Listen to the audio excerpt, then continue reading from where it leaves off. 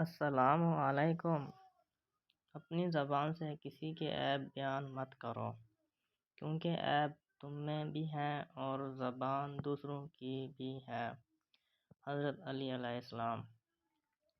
اگر کوئی تم سے جلتے ہیں تو بجائے ان سے غصہ ہونے کے ان کی جلن کی قدر کرو، کیونکہ یہی وہ لوگ ہیں جو تمہیں خود سے بہتر سمجھتے ہیں۔